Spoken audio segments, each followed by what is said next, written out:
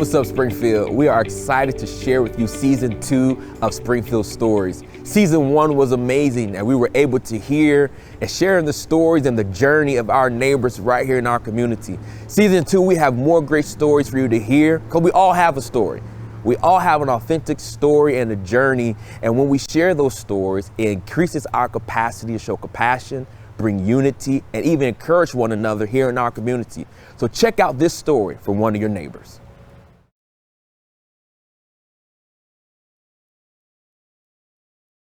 Here we go. What's up, everybody? There's another episode of Springfield Stories. We have a great guest with us today. I'm excited to hear his journey and his life growing up. So share your name. I'm Dan Sample. Go Daniel Dominic Sample, my formal name, but I like Dan. Being called Dano a lot anymore. I'm not sure where the O came in, but hey, I'll answer to it. You'll call me, just don't call me late for dinner, right? Growing up, did you have a lot of nicknames? Or? I did, and I'm also too a recovering addict, and the story I get to tell you about myself today is a result of step work. Wow. Going into these 12 steps, I belong again.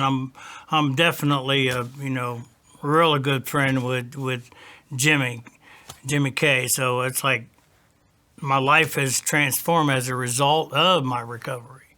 Yeah. In fact, it was the desperation that I was looking for a way out of active addiction brought me to the rooms of narcotic, brought me to the rooms of my recovery. I don't want to say their name. I'm not really allowed to. So, but growing up, man, it was like I come from a large family, 7 boys, 2 girls. I'm the youngest son. 2 of my siblings, passed away in birth, and I just know that about them. I don't know anything else. We would be 11, but we're supposed to be 9. And, it's being the youngest son, and I have a younger sister, being the youngest son, I got snapshots. I don't really have any real good growing up life experiences that, mostly challenges, mostly, just a seat at the table, Some of the things that that I do have memory and experiences of, I wanted to run with my brothers. I wanted to be a part of them. It's kind of like that saying, run with the dogs. Well, you got to stay on the porch with the pups. So they've always left me behind. They've always didn't allow me to be a part of those things. In fact, I looked different than them. I had slanted eyes. My skin was a different shade than theirs. And it's like, the nickname you asked me was the biggest one was Jap. They called me Jap. And I don't know, I'm going to tell my age. It was like there was a commercial on Band-Aid. And this little Chinese boy was in the bathtub with the Band-Aid on it. I'm stuck on Band-Aid, and Band-Aid stuck on me. And that's who they said, they're Danny, And it was not a fun thing. It wasn't. It was, it was just one of them digs that I got. Chicken legs, because I was real skinny. Just like tall and skinny, and, the nicknames that come along with that. So you didn't really. So the dynamic of your relationship with your siblings wasn't the best. Like, I didn't have a great. Between your sisters and your brothers, it wasn't, It wasn't. Now later in life, now as I tell the story more, some things is happening different than then. But again, I can recall being so afraid of washing my hair, and grease mop was another one. I liked my long hair, but I somewhat remember Dad was military, and he was a cook in the Army, and he cut our hair. and we all looked alike. I took up pictures when I was a kid, and we all had the same haircut. It was like, you had to sit in line of the order, like when we would go to church. In fact, our church was this St. Raphael's. That's right there, the big church tower there that's on the corner on the High Street and the overpass. And again, just pictures, man. I could just see pictures of us, and they would be, all of us lined up, because that's just what military, you lined up. What was your relationship like with your dad and mom? Did you gravitate to one more than the other, or was it kind of even? My brother Steve, he's passed away. Again, he told me the story later in my life about myself, and when I was born, my mother couldn't take care of me because she was so busy with the other 7, right? So she sent me to a babysitter. And the babysitter who kept me would like bring pictures of me as a child over to them, and mom would, again, this is from my brother Steve. I really don't know of it. It's like she got jealous, and she pulled me back, and then she cut me off from their life, because I wasn't allowed to, It's like, and then I do remember a lot of anger with mom towards me. Shouldn't have been born. Man, it's really hard to go here, but I know it's important. And to say also, I have forgiven my mother, and we had a relationship in the end. Her last 5 years of her life, but up to that point, man, it just has all been bad. Again, there was even a point in my adult, early, graduating, early stages of from 18 to 22, that even more, probably 10 years after 22, where I was out of the family. She would tell everybody that I no longer have a son named Dan. Even trying to call her at times, I said, "It's your son, Dan." Well, I don't have a son. I can still recall her sharing that with me on the phone. And I when I tell my story in my recovery, I'd be like, man, what could this little boy have done? Yeah. So horrible that your own mother didn't like you. Considered you a problem. I probably was, because I can recall the temper tantrums I used to throw. They were bad. They were really bad. They had to hold it. It's like, it never makes sense to me what they did, but they would pin me down and take 2 of them. Wow. And they would pin my arms, and someone sitting on me, so it was one sitting on me and the other was grabbing my arms and then just slapping me to calm me down. And it's like, how does that calm you down? There's no logic in this process of this, Well, and again, what could I have done that was just so horrible to be treated that way? And did she ever, before she passed, I'm like, man, I got so many questions. Did she ever tell you why she felt that way towards you, or did you just, or was it just a? So that's the one question. Then the other piece of it is do you think that fueled your anger? It definitely has fueled more than anger. Again, so much resentment with God. So much resentment with a father and a mother. And how does your brothers and sisters? In fact, they followed her law to the T, because I wasn't allowed to enter. Even when I went to get married, it was just like they would not come to my wedding. I didn't do a church wedding. Again, they're Catholic, and got to be married in the church, got to be married by a priest, and the rebellious me. We went to John Bryan State Park, and I had a pastor marry us out there in the woods, and again, no one had showed up. And I worked with my father at one point in my life. We worked at a drain cleaning company. We made drain cleaning equipment, and he was the foreman of the place. And he hired me on the year of the blizzard. You know, I was working construction at, you know, on the highway, and the blizzard, my coming back from the blizzard and being stoned, and you know, God get me through so many outcomes of, you know, being high and driving. It's again, like I say, I can only tell you these things because of the work I've done on myself to, you know, get relief from those things. Yeah. You know. What was your, you know, what was your education like as a child? You know, did your parents push education? Were you really big in that in school? You know, like grade school, Well, moving on to when middle school?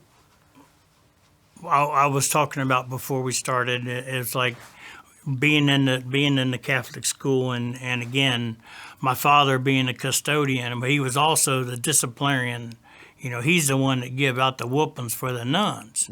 So I got the whooping from him, and then I got it at home too. So I got hit Double, both man. You got ways, hit right? both ways. So it's like the second grade, I come out of school illiterate. Okay, I didn't know how to read. I was good at math, was about the only thing, and that wasn't reading problems. That was just the number problems. I was good with that. As I failed classes, I failed school, I failed that grade. And my dad was like, "I'll push him on. He'll be all right. Push him on. He'll be all right." So I can say I probably failed all of grammar school, I guess you call it, right? Grammar. I should have been held back, you know, probably more than once.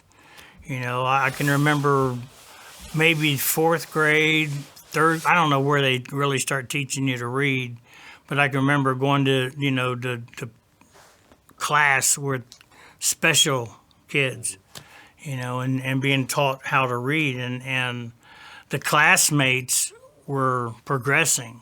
I wasn't. I so remember the words that had the shadow around it, and it was up on the board, and the shadow would, and they were teaching you to, you know, to read sentences, and the program was designed, the better you got, the faster it went. Well, I'm sitting there with my head in the chair, the desk, just crying because I couldn't do it.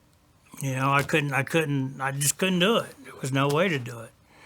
I did graduate high school, and at the time it was like JBS in 75, 74, 75, 76. I graduated 77. It's like JBS at the time, which is OIC or something, whatever it is. I can't think of the name of it. It's like CCI or something. CCT or something like that? Yeah, maybe. Yeah, that's probably it. I think so. We probably got it wrong, y'all, but just correct it. Y'all know what we're talking about. Yeah, old JBS, man. I'm a graduate of JBS, and I got to learn carpentry. You know, I was taught carpentry and really good at it. I can remember taking the tests for your English, writing, history, and they let me copy off kids' tests, you know, so that I could pass. And you know, again, the teachers that I had, you know, again, there was just always been a special interest in that for me.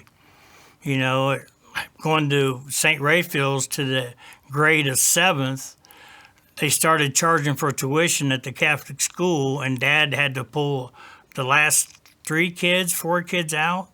And I started going to Hayward Junior High. Oh, okay. So the culture shock for that, again, you got this 90-pound 8th grader. You go from Catholic to city. Right. And my brothers, you know, who was, you know, not really my best friends. They were kind of my worst, picking on me. And I could say they probably picked on me because I was a troublemaker. I tattletale. That's another nickname I had. Snitch, tattletale, because you know, as I was treating badly, I'm gonna make you get treated. You know, hurt people. Right. You know, that was my fuel for a lot of years of, you know, coming out of school and coming, you know, trying to be, you know, something. Yeah. Trying to be something. So what was that like? You know, before I get to the Hayward and the shock from Catholic school to now, I'm in public school. What is your how do you talk about your relationship with your brothers, but what is your relationship like with your sisters? My youngest Growing up. sister, I think it was my youngest sister. We were the last two. So the age difference, my brother Chris, I think we were friends. I think we got along. Marion, she was this hot looking girl that, that I found to be attractive against my sister, but remember her being real pretty. And my younger sister, she was a real pretty girl too. And I think they liked me. I can't really say anything, before my sister passed away, we were really close and spent a lot of. Your younger sister. Well, would it be two? Well, we got.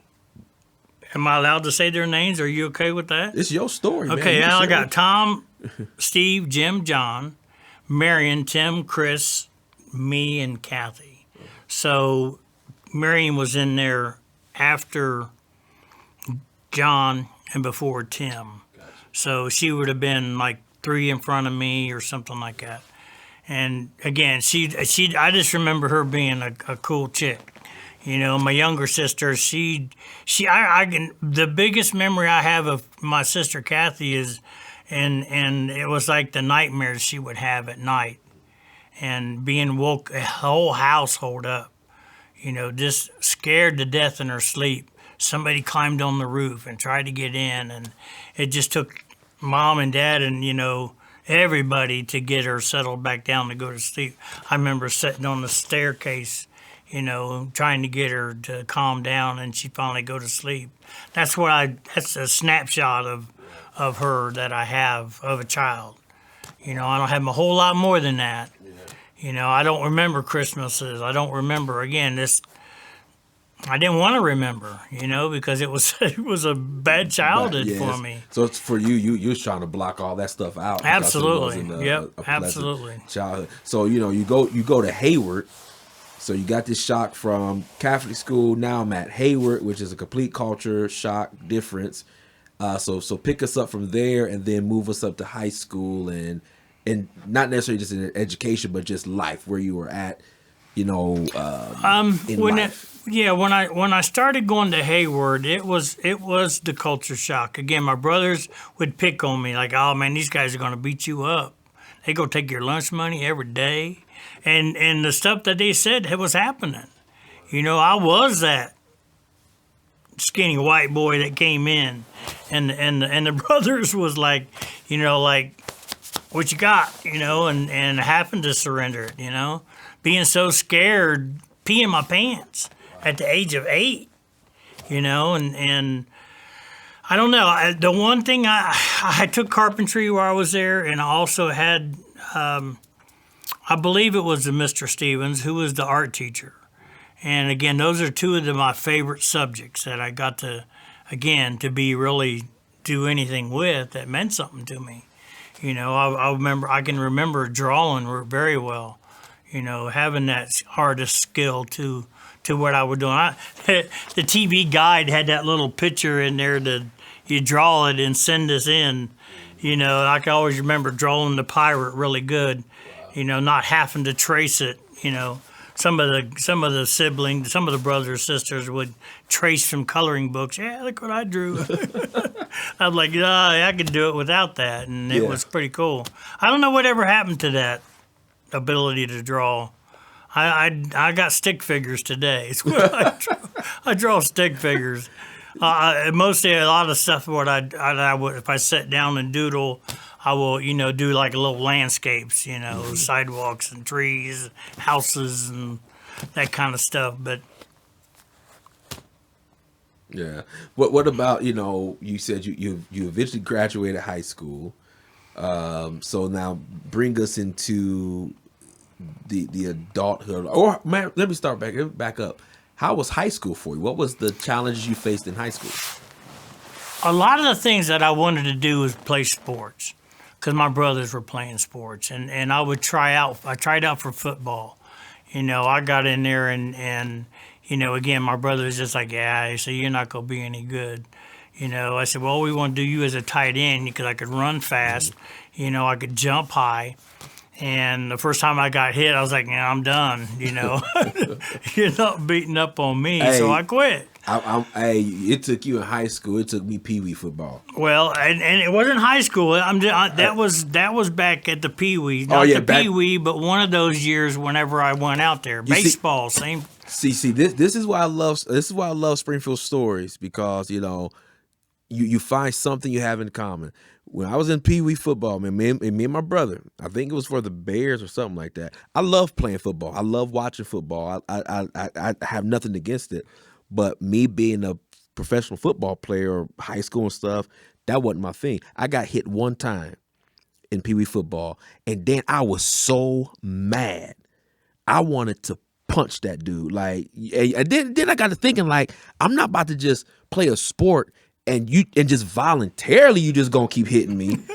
Right. I'm like, nah, I go to basketball or something, man. Let me sit to music. You know what I'm saying? Eric, you can have this, bro. Like, nah, you're not gonna just keep voluntarily hitting me. That's right. Nah, I wanted to fight too much. So now I'm with you, man. I quit. Yeah, again, you had the team.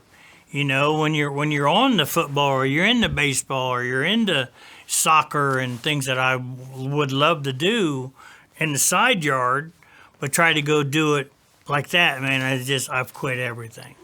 Getting to high school and joined the track, and I did hurdles, and was really good. In fact, I remember being in the South High School when it's raining, and we would take a hallway. We would set our hurdles up, in the hallway, and I can remember being really good at it. But something along the way, I don't know what stopped me, but I quit. Do you feel like it was you didn't get the encouragement from home? Absolutely. Because that's one of the regrets that I held against my family.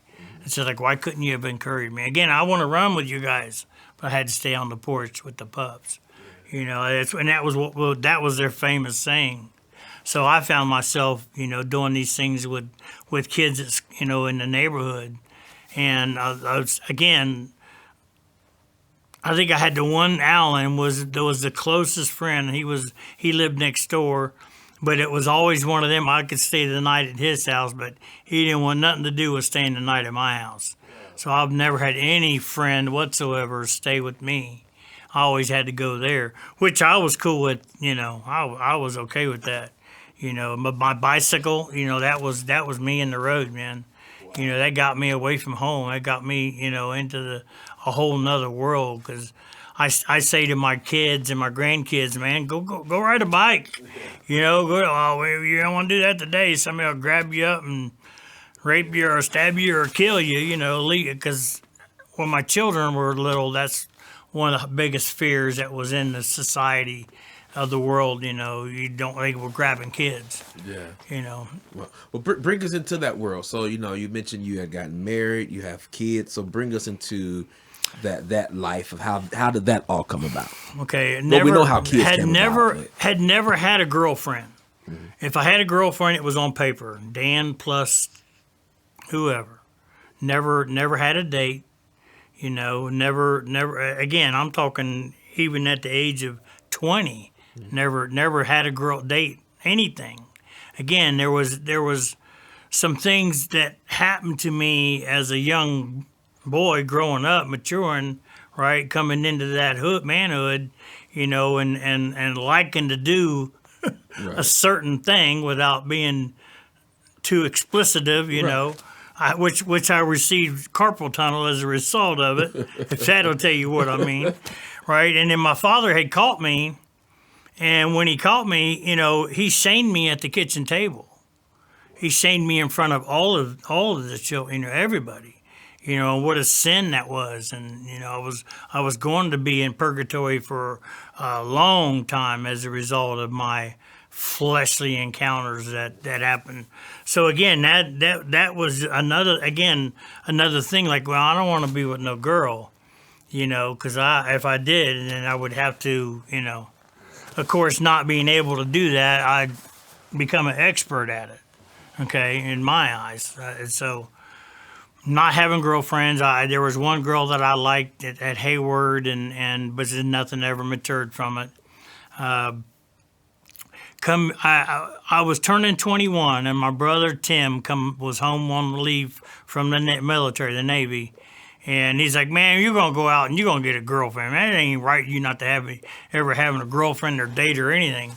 So I can remember us going to the Antonio Club, and he said, "You're gonna go up and dance with a girl," and I said, "Nah, you do it first." So I do remember going outside, smoking the joint, coming back in and going up to this girl I seen and asked her if she wanted to dance. And she didn't hear me, so I had to say it again. And I was just like devastated. I already got through it once, now I got to do it again? Are you kidding me? So I asked her to dance, and we danced. And it was like something happened.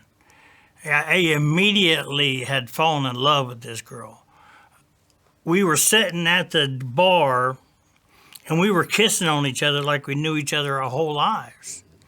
And that was the girl I married. You know, at the age, I'm probably 19, and we move in together. Her mom allowed me to move in. Of course, had a job. You know, I had a car. You know, I was stable. And part of the stability that I had was I was able to take care of them.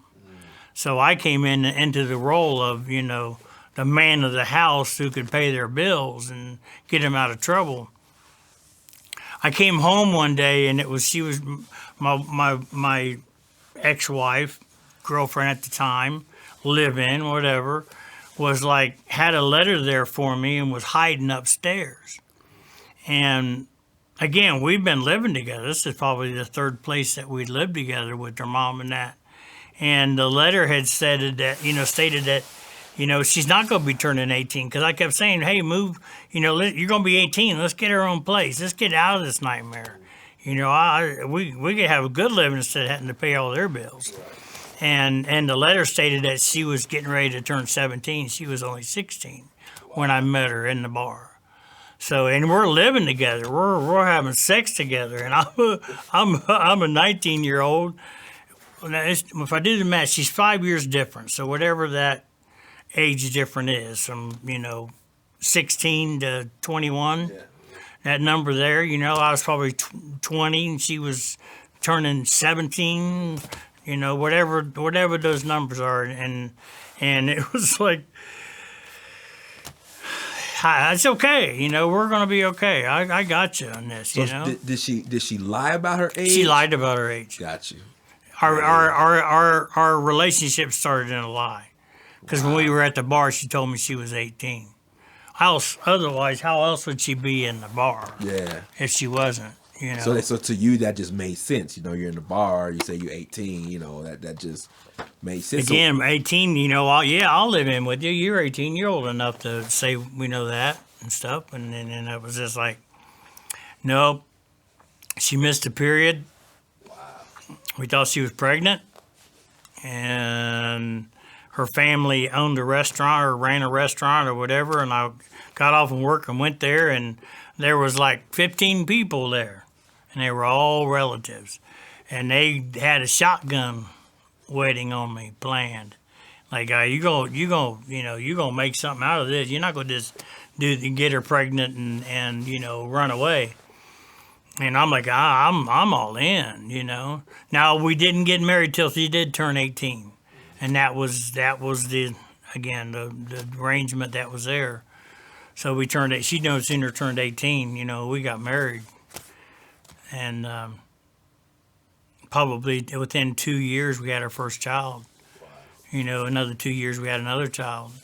And coming from a big family, she came from a big family as well. She came from a family of 7. I came a family of 9, and she's like, "I'm not having kids like that." So you're going to go and need to be fixed. I was like, okay, you know, I can still remember that.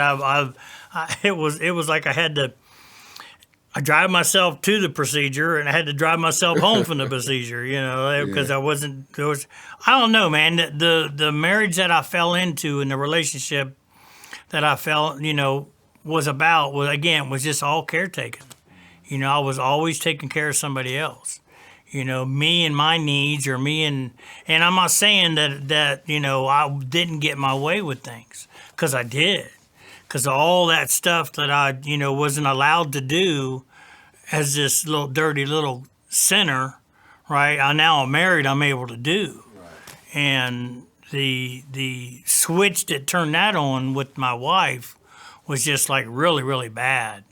In fact, probably really abusive. To now I got new nicknames. I got being called Hound Dog, and having a part of that. Just to you don't treat your wife that way. And I today she'll be watching this. Make those amends to her for which I have done. Through my step work and. Yeah. Do you how did so you had two kids? How long were y'all married before you? Because obviously you have 25 divorced. years. We had 25-year marriage. Now we'd separated probably the last 5 years of that. Maybe what shifted in the marriage? 25 years is a long time. My What active shifted? addiction. Okay, so bring us into that. The when again I'm working at this job. I've been there for 15 years, and not if I did make good money, it really didn't show because I had to get what I needed, and then the unmanageability of all that.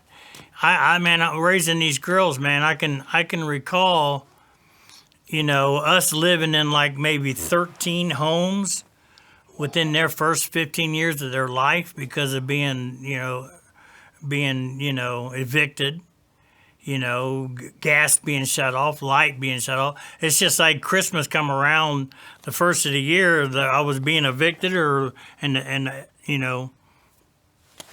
utilities being cut off because with the unmanageability of finances, that was just a norm. That was a norm for us. Active addiction I had a suicide attempt at one point. The relationship that our marriage was, there was an affair in the marriage, and it was just like, I told you I didn't love you. I don't want you anymore. And that's from you. Yes, Yeah. I did not have the affair. I got you. The affair took place on the other end, and it was like the lie that was taking place there got put on to me of how I lied about my addiction, and because I think I did hide. Now she knew I was smoking weed. Now my getting high was using weed and drinking. That was what was at the worst at the end for me. And gosh, I can just remember addiction being so horrible, and it made our lives miserable. And suicide was always an option for me, and because I never wanted to just like divorce, because now I'm gonna go back to my Catholic. Catholics don't get divorced, and even though I'd walked away from the church when I turned 18, they wanted my tithes, and I'm like, nah, this is my money, so you ain't getting none of that. So I ran from God. And then again, all the disappointments I had in God, all the things that were going on, was I blame God for all of that. How could you turn me out this way? How could you allow me to have a mother that didn't even exist, say she even had me as a son, and then now the marriage is going bad. And so it's just like the kids hated me, and my addiction just got worse and worse, and I fell deeper and deeper in the hole, of not even wanting to. Because I said I would rather be dead than to be divorced and you like have somebody right there that you can't have. So death was more permanent. I'd rather you grieve me at death and then grieve me of not being able to have you anymore. So that was that, and in my attempts of it, man, I was so scared to die. I didn't want to die. I tell people that I was a suicide. I was a basement jumper. I was gonna kill myself jumping out of the basement, Yeah, that's how scared I was. And I really didn't want to die. It was just what I felt.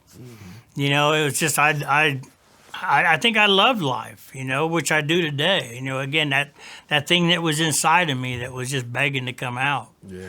You know, What is your, you know, how long were you in active addiction?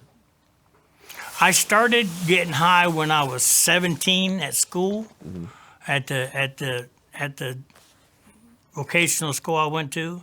The friend that I was hanging out with, you know, I worked at the Anvil Steakhouse when I was just turned 17, and the cook, you know, was out behind the trash dumpster, and I'm like, "What are you doing?" "Oh, you don't mind your own business."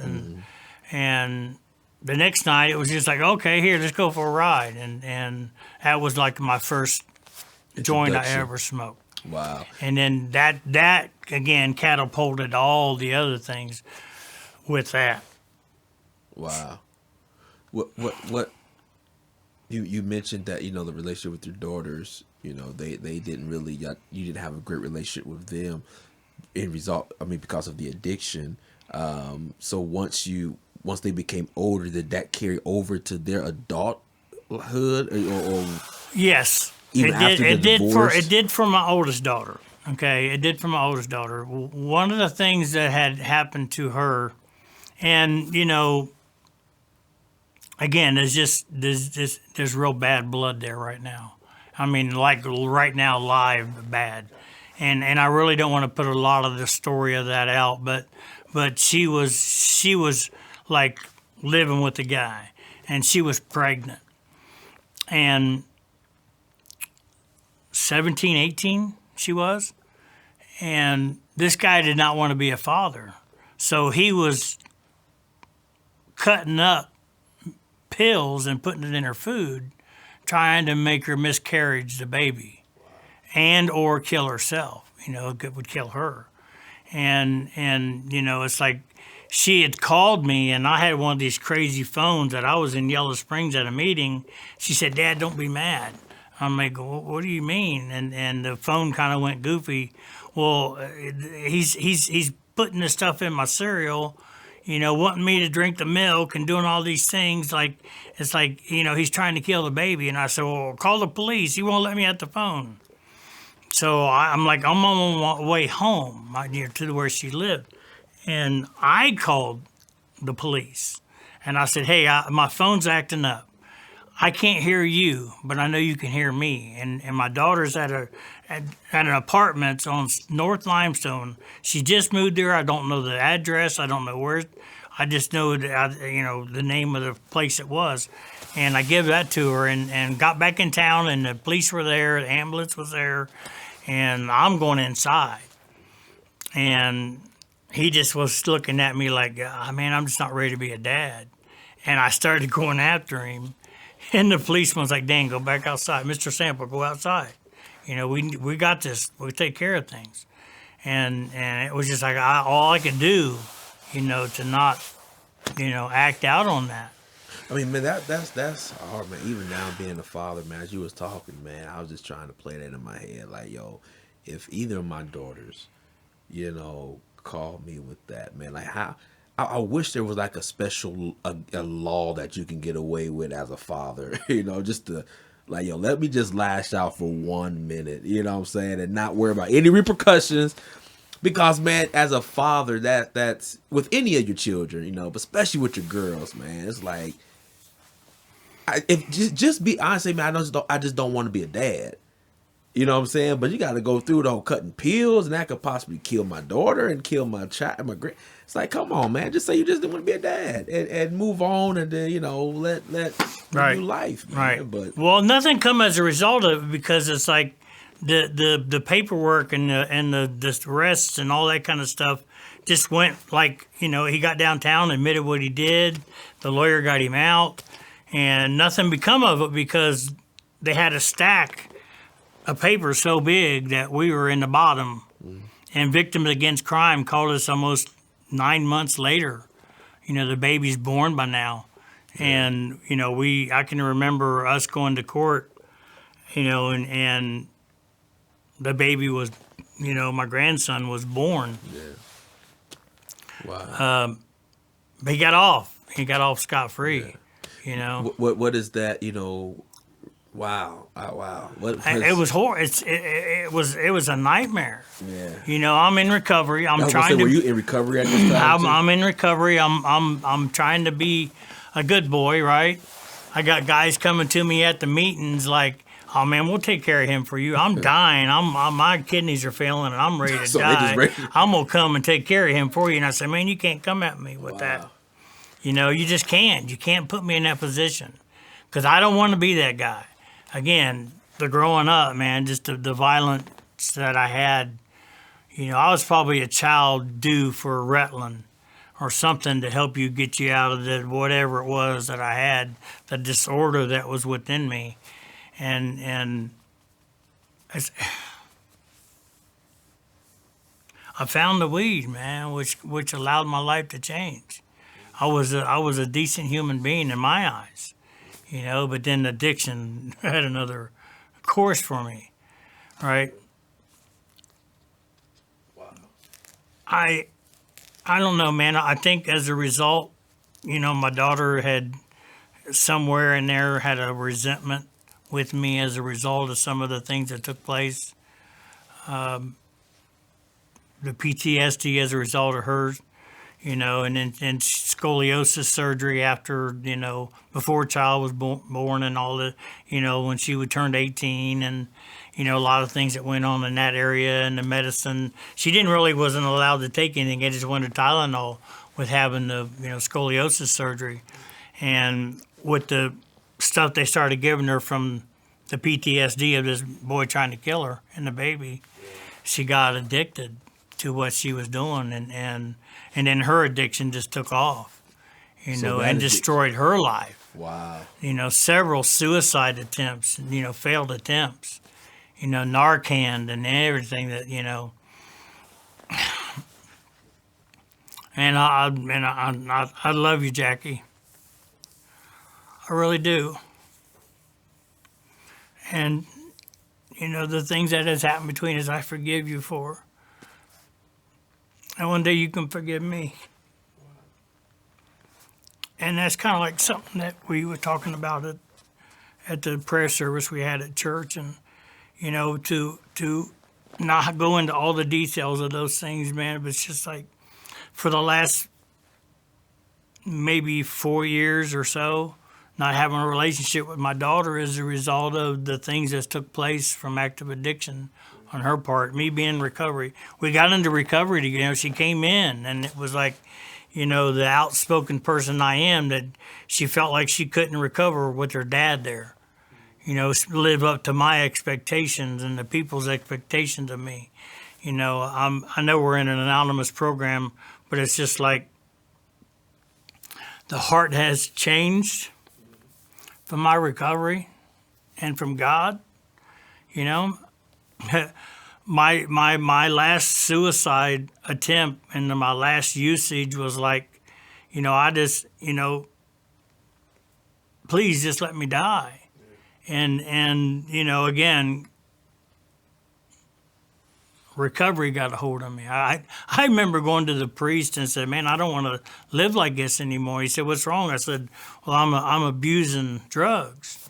He's like, "What are you abusing?" I said, "Well, I'm smoking marijuana just all day, every day, all night," and and he says, "Well," he says, I know there's a program, AA program, and he said, "Hang on a minute," and I'm not a time sequence with everything, but it was like he said, "Hang on a minute," so he went to the newspaper and he found this 12-step program, and it was the first time it was ever printed in the paper, and he gave me that. And I was at one point quit my job at the shop I worked at for 15 years. I started doing carpentry stuff and building decks and hod carrier and I was putting a deck up and I was digging a hole in the ground, man, and I come across this big old boulder that was in this hole, and it was just like as I got more and more of this rock exposed, and it's just like, okay, God, I know what I need to do. this rock is like my disease that's inside of me, and I need to get with you to get it out. And I got the rock totally exposed, and I took this spud bar, and I got a hold of it, and I pushed down on it, and the thing went flying in the air, man. It was a big, when the rock come out, and it was just like the thing just landed beside my foot, because the rock was like this, and it was just like, okay, God, I know what I need to do. And I took this paper out of my wallet that had the meetings, and I picked this rock in my fan seat. I carried this rock around for a couple of years trying to get clean. And the one of my sponsors was like, hey, man, you can't make this rock your higher power. And I'm like, well, it's a symbol of me coming clean and me, getting this thing out of me. Yeah. Did your wow, man? That's powerful. My testimony, my story, Aaron, is just it's something that I don't want people to see of me, but I know that time is past. Yeah. Again, I want a seat at the table. I want to see that, bringing my story that can help people. I mean, because, man, the reality is, again, and I say this a lot of times when we do these stories, I love it because for those who's watching may be in the situation with their children, with their girls, yes. or son. It's still going on. It's still going on. That's like, more so worse than ever because of the shootings in schools. Yeah, and so it's like, man, and I don't have that relationship with my kids that I desire, or there's some resentment and unforgiveness there that is present right now that people are dealing with, man, and we look at everyone day to day. They go to work, we work with people, we go to lunch with people, we see people ride and driving and stuff, and not knowing that, they have some serious things going on in their family, so that they can relate to, right. And that is open to it, man. So I think, man, it frees people up to be honest, to say, I don't have a great relationship with my kids, or with my parents, or my siblings, or whatever. Life hasn't been all roses, what I'm saying. You see me now on the back end of it, but there was a journey, right, that has to take place, man. Well, one of your questions you had for me was about the mother relationship at the end, and my oldest brother, he had gone through his phase with the parents, and with having a psychologist, psychiatrist, whatever it was, and sitting down and writing all these things, and then going to mom and telling her, and mom couldn't handle it. All she was turned into excuse me, mom, a blubbering idiot. How can I say to you, I could do better, should have done better, if I only knew. I didn't take my stuff to my mother. I took my stuff to my step work. I took my stuff to my sponsor. I didn't go to her with these things, and because I knew what the results was going to be, and at some point with my heart being changed, the result of, I'm responsible for the things I've done, not them. I've blamed God. I've blamed her. I blamed him and my father and my mother. I did all these things, and those were just excuses for me to do what I wanted to do, which was to act out and do wrong, right? Because that's what my addiction needed me to do in order to survive in me. So, but at the end, I was, I was able to sit down with my mother for the last 5 years. When the sponsor that I got, and it was a different sponsor because my previous sponsor had used, and it was like I asked him to